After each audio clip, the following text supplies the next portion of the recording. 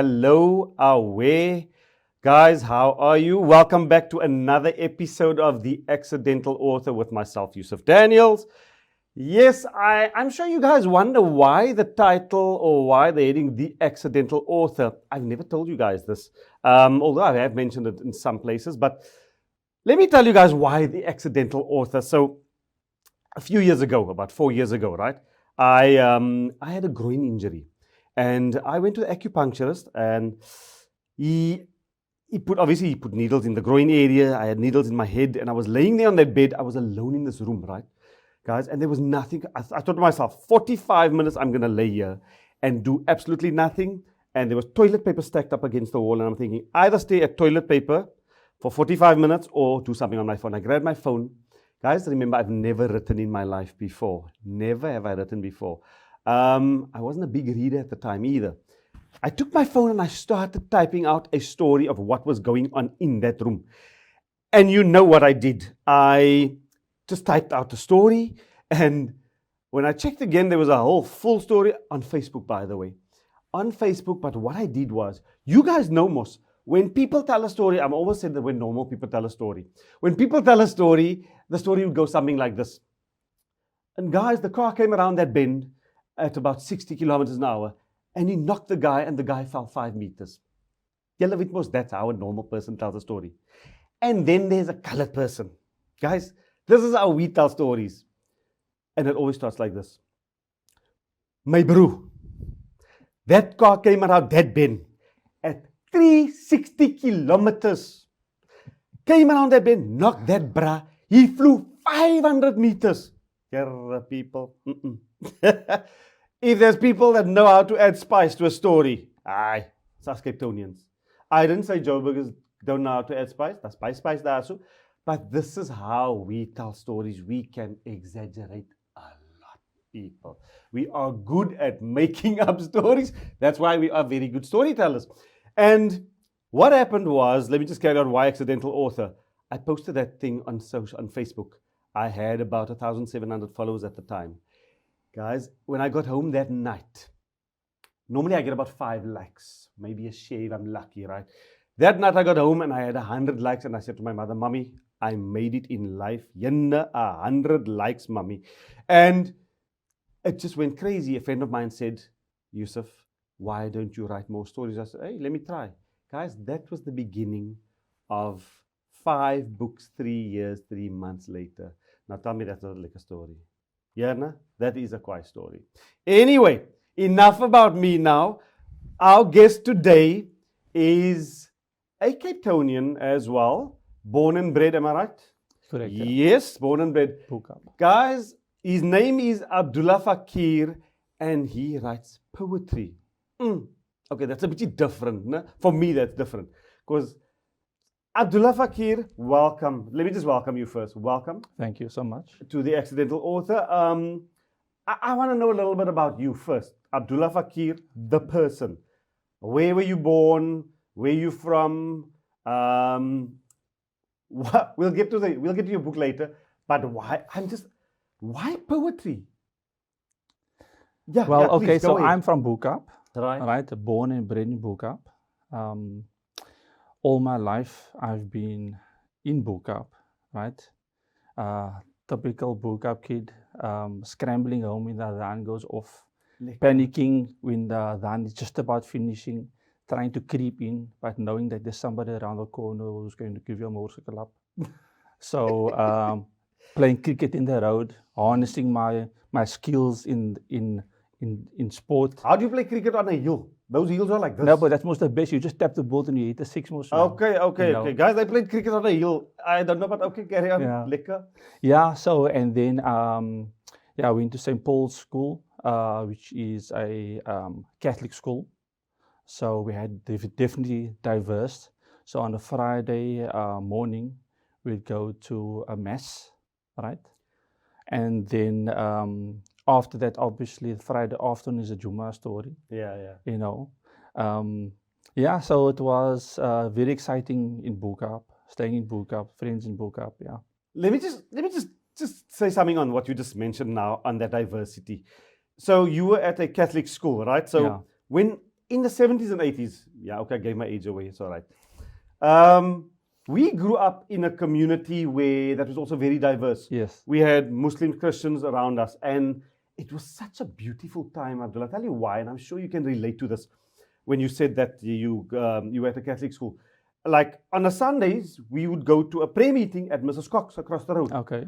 And then on when there's dhikr, Yeah. our Christian neighbors would come sit in on the dhikr. Yeah. Okay. And it was just, don't you find it was just beautiful back in Yeah. those days? There was no drama. Yeah. We were Muslim. Of We knew we were course, Muslim. yeah. But our neighbors, whether they are Christian or whatever else, we were just so tight. No, certainly. And that Christian auntie, Yeah. if it's Maghrib time Yeah. and you're not in the house, She will she would tell say, you. "Hey, your ma wag vir jou daar. Wil jy pak? Yeah, You want exactly. hiding?" Yeah. You remember those days? Of course, yeah. But that yeah. was beautiful. It was, yeah. And you still see a little bit, especially like in Bo-Kaap, you still see a bit of those. Oh, where do you? Yeah, you still see a bit of those where you have the kids running home, before Maghrib, that type of thing. I love that. You know. I must say, we've all moved on in different areas Yeah. now. And listen, the neighbors are not so tight anymore, Yeah. unfortunately. But I don't see that anymore. And I kind of miss that. I feel like the kids of today missed out on quite a bit, which is sad. But also we live in different times, guys. Yeah. So it is not the same safety-wise as a big issue, of course. Yeah. So They've got more challenges nowadays. they well, do, more unfortunately, expectations. face a lot more challenges Yeah. than we do. So, Abdullah, so you grew up in Bo-Kaap. What do you do now? Okay, so at the moment, what I'm doing for quite a number of years, which I still enjoy thoroughly, Yeah.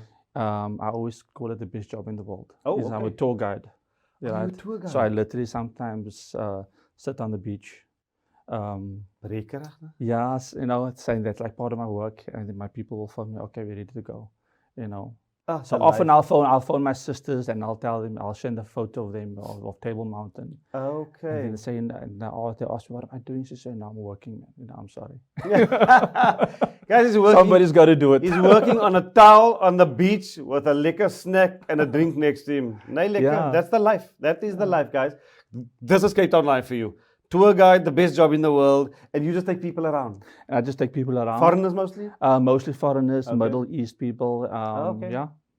Nice. And I'm sure they spoil you also while you're there. Am I right? Yeah, no, you get, of course, you get those that. You get the perks. It comes with the Yeah, perks. it's like a box of chocolates. You don't know what you're gonna get. Oh, really? Eh? Yeah. That's But an I interesting enjoyed it. job, eh? I think I would have been a good tour guide. I actually did a tour in certainly. Bo-Kaap. Is it? With a group not too long ago. I was Yeah. asked by one of the companies to do a tour. I didn't know much about. I know a little bit about Bo-Kaap, but Yeah. I just went with it, and I had so much fun. Yeah. I made it so much fun, but it could be tiring also, eh? Yeah, it is tiring because you talk a lot. Ah. And you constantly, a and lot. because if you have 5 people in your vehicle, for example, each person wants to say something, and you must have the energy for each person. In so you're not only on, so that one person has miskien moeg gepraat, nou praat jy aan die ene. Nou Okay. praat jy aan die ene. And they ask questions. Oh, yeah. But it kind of makes it exciting, but if you're talking for sometimes 8 hours, it does become tiring. I can imagine. But you're after gonna be tired. 15 years, I still enjoy what I do. 15 years, eh? 15 years, That's I a enjoy long what I time, do. eh? Yeah. it is a That's long time. fantastic. Showcasing our Cape Town, our beautiful Cape Town. Yeah. You know what? Cape Town, guys, I've traveled all over the world. I was an ex-flight attendant. I don't know if you guys know that.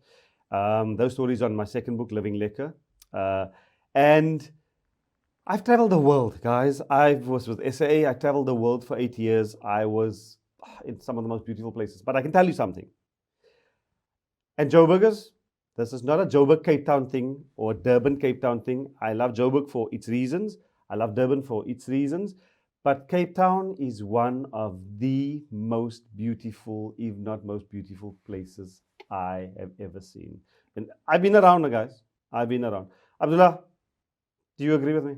Yeah, I know. I have people that Yeah. come here that literally told me they've traveled the world.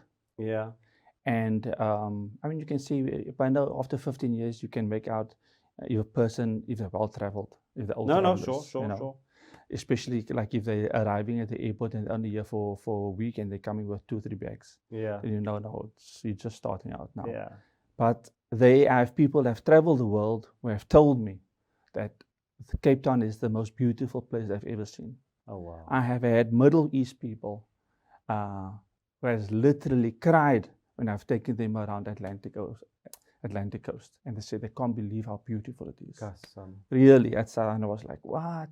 Wow. And the sad part about it is that our local population, we don't explore as much, you know. That's very true. Very true. Because I mean, I'm born and bred here.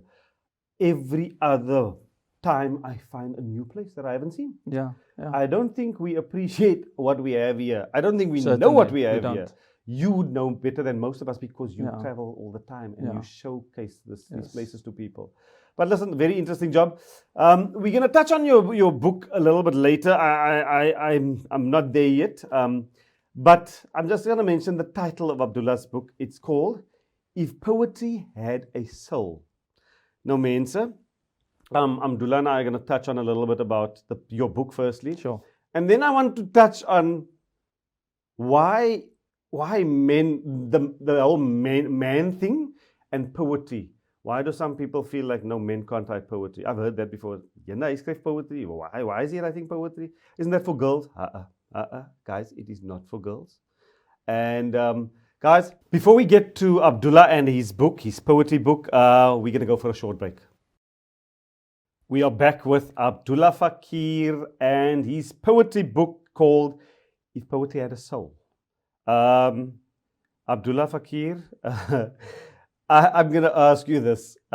There's this conception that guys cannot write poetry or guys don't write poetry. Why do you think that is? I've always listen. Maybe it's just maybe it's just a local thing. I don't know. Is it just us? I don't know about overseas, but here in Cape Town, it's like if you write poetry, it's like no man, poetry is for girls. Is that true? Well, you know, I think it's maybe because, well, firstly, poetry is not for girls, only for girls.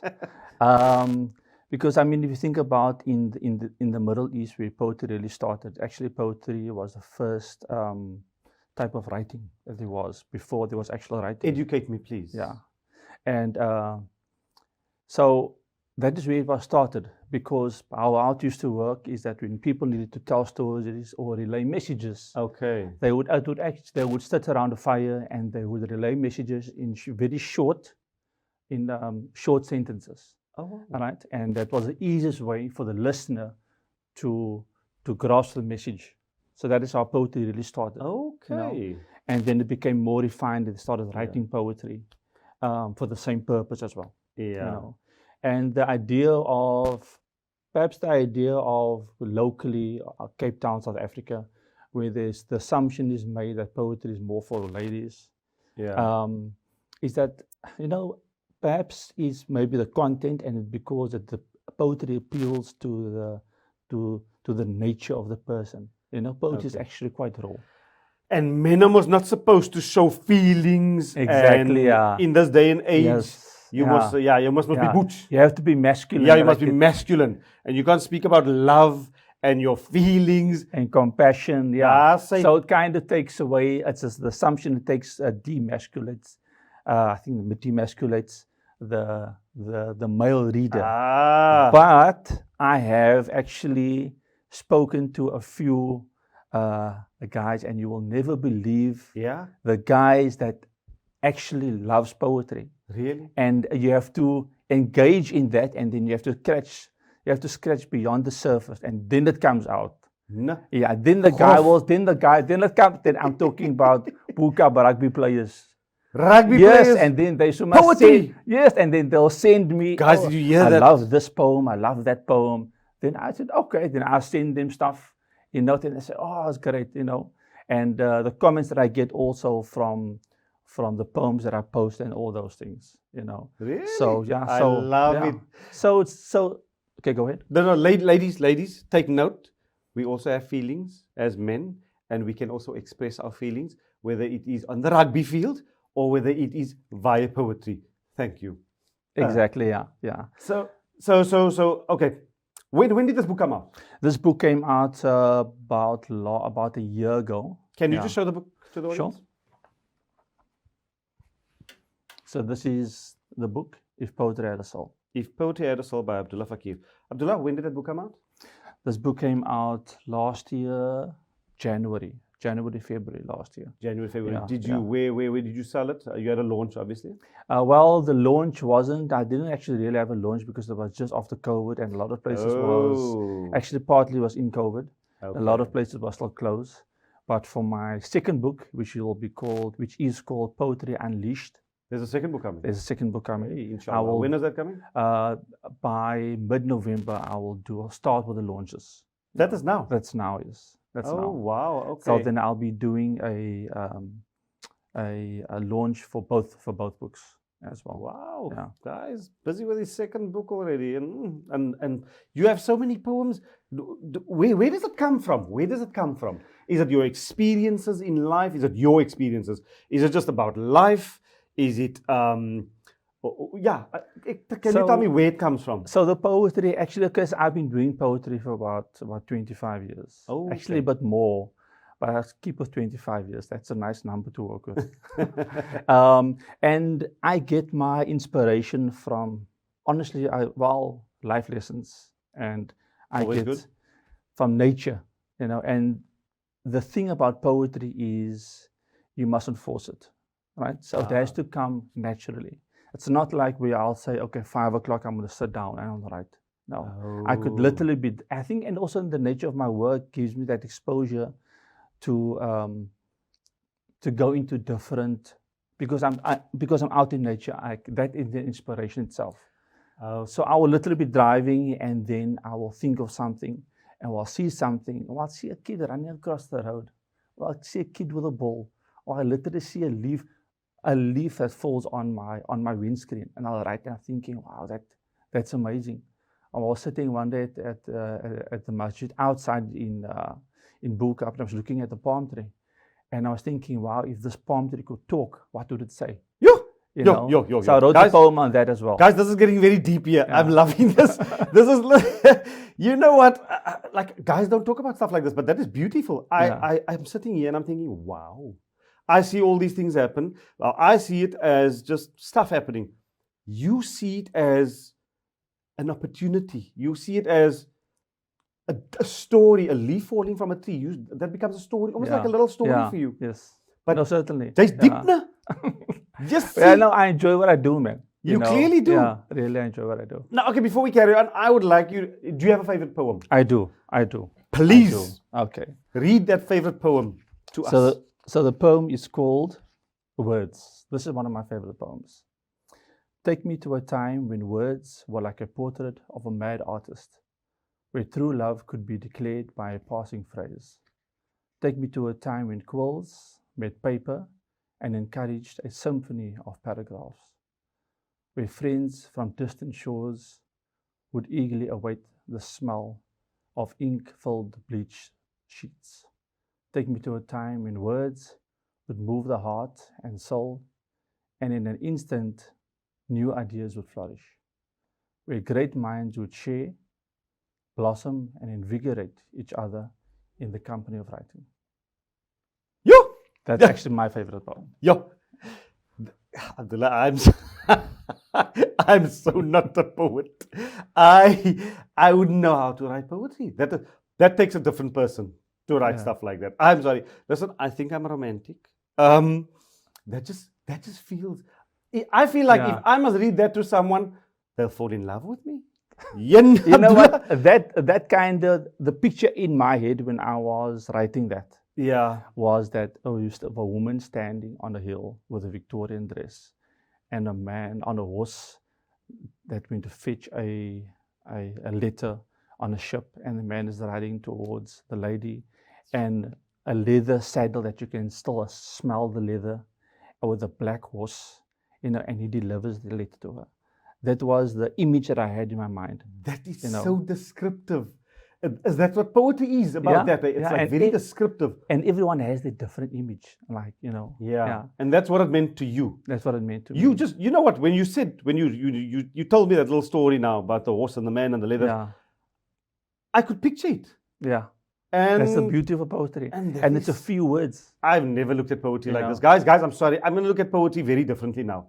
Abdullah, I love that poem. Thank you so much. I love it, and I'm sure there's so many more. So much more of those in that book. Yeah. Where can people get the book? Okay, so I focus a lot on coffee shops and gift shops and restaurants. So there's so Bo-Kaap Delhi, Bo-Kaap Kombuis. There's a place Barakat Gifts. You and need to they- come out of Bo-Kaap now, Bichina. Yeah, You yeah. eat the other stores. You know, Abdullah, let me tell you something, guys. Marketing 101. What he's Abdullah saying is coffee shops and these kinds of things. I firmly believe when you write a book or a poetry book or whatever book, and I feel this is the habit that our authors or new authors have or fall into. They write a book, and guys, when you write a book, I said that the other day, I think I said it. It's an achievement, it's fantastic. Doesn't mean you are super quiet and you must now sit back. You need to hustle. You need to have that book in stores. You need to have that book in coffee shops. You need to have that book. Abdullah, I put my book in the spa stores. I put it in wherever I can. You need to go to markets. If there's a market, Cape Town has a lot of markets. Every weekend there's a market. Go and sit at that market and you meet people, Abdullah. I've met so many people selling my book at markets. I used to go to markets every weekend. I sit there. Some days I sell one book. Some days I sell 50 books at these markets. I've even sold up to 100 books at one market. I've made such great contacts and connections at these markets. Abdullah, That's amazing advice. Yeah. guys, don't sit back and expect people to come to you. No, you're not that quiet. You're quiet, but not that quiet. None of us are that quiet.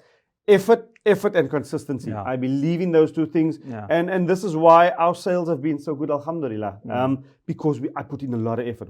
I'll say we, our little team. And Abdullah, I wish you only the best. I am in love with poetry now, guys. I really like poetry. I'm going to read a little bit of poetry from now on. Abdullah, thank you so much for coming. I found a new love for poetry thanks to you. I love how descriptive poetry is, guys. It is just so quiet. Anything on Facebook? Do you have a Facebook handle? No, I've got handle? Instagram. It's Instagram? called Soul Can you Healing. just So the Instagram handle is called Soul Healing Poet. Soul Healing Poet. Guys, go to his Instagram handle. Go check him out. I absolutely love poetry from today. You guys have a fabulous rest of your day. From Abdullah Fakier, myself, Assalamu alaikum and goodbye.